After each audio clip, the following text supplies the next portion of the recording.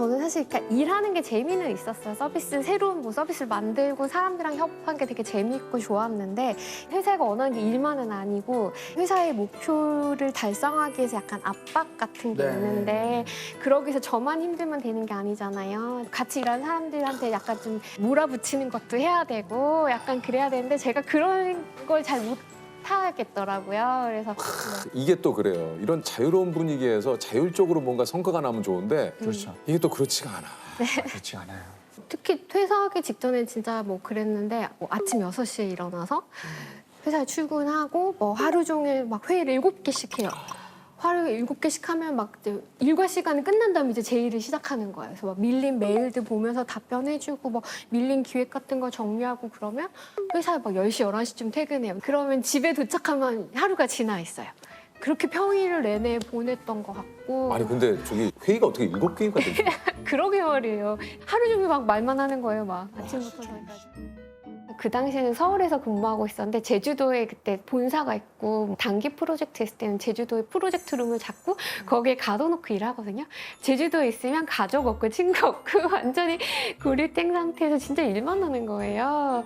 그렇게 파견에 가서 이제 막 한두 달 진짜 집중해서 일을 했는데 그게 진짜 결과가 잘 나왔어요. 막 원래 평소 수치보다 한 2~3배가 지표가 올랐나? 거의 꿈은 일에 대한 꿈 꾼 것 같아요. 회사 다닐 때는 제가 실수해서 망치는 꿈을 그렇게 많이 꿨어요. 그래서 약간 퇴사하기 전에는 조금 불안장애 증세 같은 게 있어서 막 숨 못 쉬고 막 심장 막 이렇게 막 빨리 뛰고 막 그런 증상이 조금 있어서 건강이 좀 많이 안 좋아졌었어요. 그래서 그것도 진짜 은퇴를 해야 되겠다 결심했던 이유 중에 하나. 너무 스트레스를 많이 받아가지고 스트레스성 장염으로 응급실에 간 적이 있어요. 근데 그렇게 응급실에서 막 이렇게 누워있는데 남편도 막 나를 보면서 왜 아플 때까지 일하냐고 할 수 있을 만큼 하지 왜 아플 때까지 일을 해? 라는 얘기를 했는데 그냥 그 순간 좀 깨달아진 것 같아요. 그러니까 그때까지 일의 보람, 회사 일에서 찾았다면 그 보람 회사 일이 아닌 내가 좋아하는 일에서 보람만 느낄 수 있으면 일은 무엇을 해도 상관없겠다라는 걸 그때 좀 저는 깨달았어요. 아프고 나서.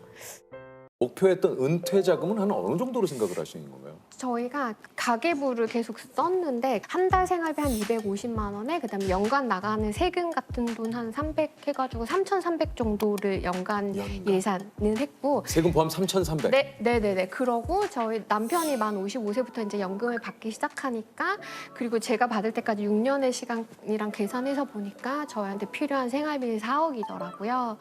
그리고 이제 여행을 꿈꾸면서 은퇴를 했으니까 여행 다닐 비용은 대략 1억 정도를 계산해서 5억을 목표로 그 준비를 했습니다. 그러니까 우리가 연금이 들어오기 전까지 55가지 네. 필요한 금액은 네. 5억이다. 네. 이 연금은 따로 이렇게 준비를 하셨다고 얘기를 하셨는데 네. 5년, 10년, 15년 선택해서 이제 나눠서 받을 수 있는데 저희는 국민연금 받을 때까지 이제 10년간 나눠서 받을 계획이에요. 개인연금이랑 퇴직연금을 그렇게 10년간 나눠 받으면 둘이 합쳐서 이제 그럭저럭 생활 비용이 되고 국민연금 받을 때도 둘이 합치면 어느 정도 되긴 하는데 이제 그 시기가 되면 몸도 좀 아플 거고 조금 더 돈이 필요하지 않을까 해서 지금 저희가 이제 그 은퇴할 때 자금 준비한 것 중에 이제 매매해서 지금 살고 있는 이 집을 팔고 그 차익으로 살려고 준비를 했거든요. 그래서 약간 저렴한 곳에 집을 사서 그걸 주택연금으로 돌리려고 생각하고 있어요. 그래서 주택연금이랑 국민연금 합치면 그냥 먹고 살만 하겠더라고요.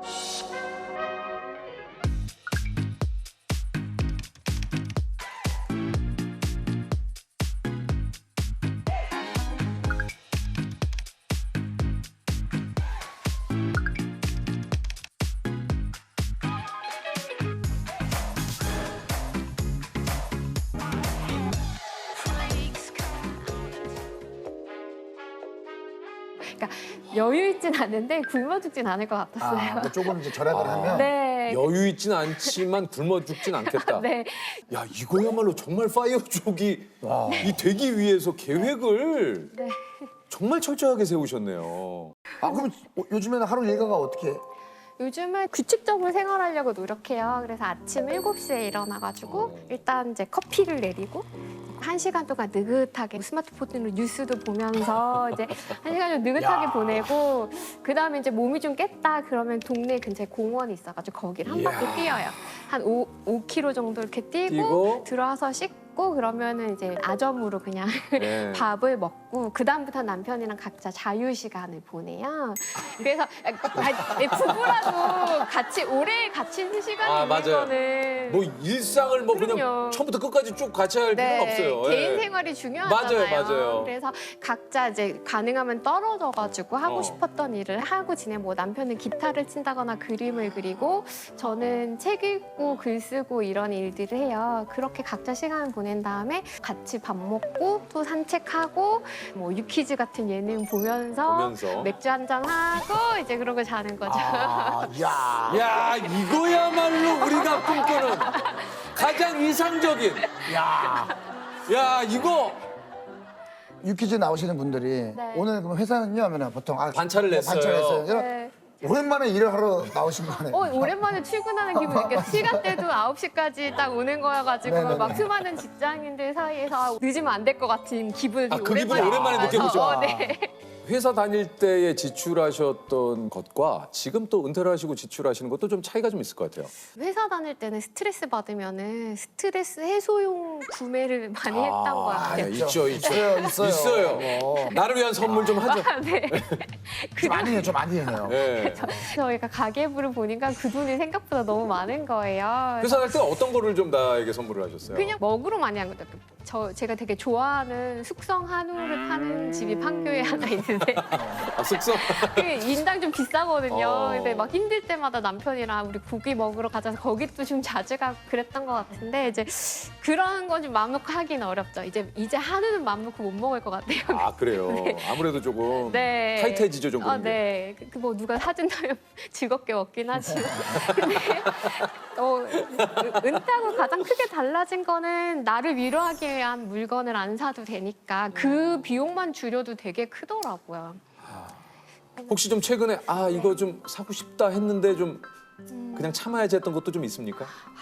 이게 집에서 시간을 오래 보내니까 저희가 집에서 쓰는 테이블이 저희 결혼할 때 언니가 쓰다가 안 쓴다고 해서 준 테이블 쓰고 있거든요. 네. 이게 안 이뻐요.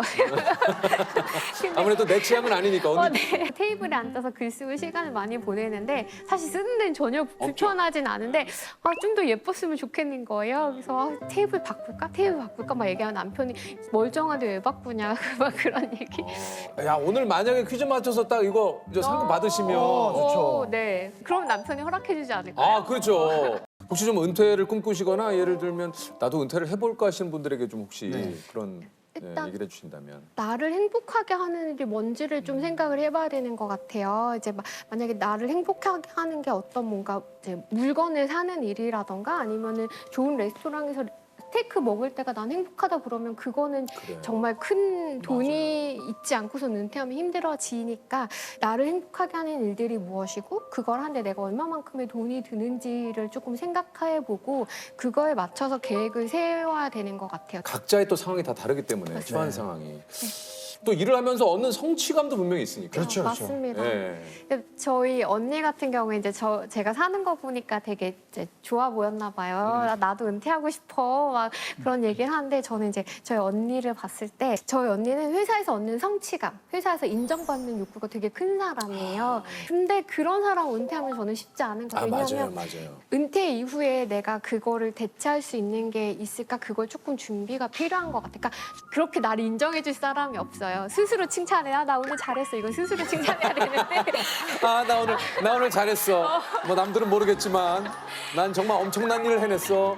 예. 저는 저 같은 경우는 집에서 내가 읽고 싶었던 책 한 권은 다 읽어도 오늘 하루 잘 보냈다 이렇게 보내는데 그렇지 않고 회사에서 프로젝트 성공해가지고 막 성과금 탁 받고 주변에서 막 잘했다 칭찬해주고 이런 게 기쁜 사람은 회사를 계속 전 다니니까 아무리 현재가 힘들더라도 그 힘든 걸 겪고 났을 때 받는 그 성취감이 어마어마하잖아요. 그건 진짜 마약 같은 거고. 맞아요. 네. 그 이 일이 그렇잖아요. 우리 그렇죠. 일이 뭐 세상 일이 다 그렇습니다. 뭐 이거 네. 아주 마약 같아요. 네. 예. 진짜 그런 것 같아요. 기사 났잖아. 뭐 우리 뭐 시즌 1 때 뭐 일점 매수로 시작해가지고 시청률이 5배 올랐다고. 진짜 저는 엄청 으쓱해요. 야, 그쵸. 네. 아, 솔직히 진짜 뭐 누가 좋아하는 프로그램이 유퀴즈도 한데 얼마나 으쓱한데요. 그럴 것 같아요. 저도 그러니까. 나온다고 했을 때 주변에서 되게 유재석님을 만난다니 너무 부럽다고. 진짜. 윤우님 어땠는지 꼭 얘기해달라고 막 주변에서 많이들. 아, 솔직히. 조세호님도 되게 궁금해. 아, 그래, 그랬어요? 왜요? 사실 여기 나오면서 너무 무서웠거든요. 뭐가 무서우셨어요? 이렇게 막 일은 은퇴를 하는 사람에 대해서 좋지 않은 시선으로 보는 분들도 굉장히 많이 있기 때문에 사실 회사 다니면서는 이렇게 욕을 먹어본 적이 없는데 두려웠어요. 무슨 욕을 먹었어요? 다현 씨를 왜 욕을? 그냥 뭐 젊은 나이에 이제 뭐 충실하게 일을 해서 뭔가 나라에 보탬이 돼야지 뭐 그런 거부터 시작해서 그냥 저에 대해서 잘 모르시는 분이 그냥 약간 편견으로 그렇죠. 이제 얘기를 하시는 경우가 되게 맞아요, 많이 맞아요. 있어서 근데 걱정도 너무 많이 되는데 결심을 한 가장 큰 이유는 예능 기사에는 댓글이 안 달리니까.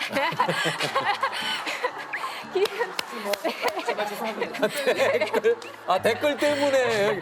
그 얘기 갑자기 생각났는데 제일 많이 댓글 달린 게 막 국가에 대한 의무를 다하지 않는다고 했는데 저 막 세금 보험 지금도 열심히 내고 있습니다. 막 그렇죠. 세금 예. 다 내고 있고 국민연금도 계속 납부하고 있는데 예. 사람들이 저 같은 사람은 국민연금 주면 안 된다고 댓글이 그렇게 근데 많이 보통 이제 그런 걸 쓰는 사람이 국가에 대한 의무를 안 하는 사람들이 꽤 많아요. 걱정하다. 우리 조셉이 또 사회적인 메시지 하나 던지는 겁니까?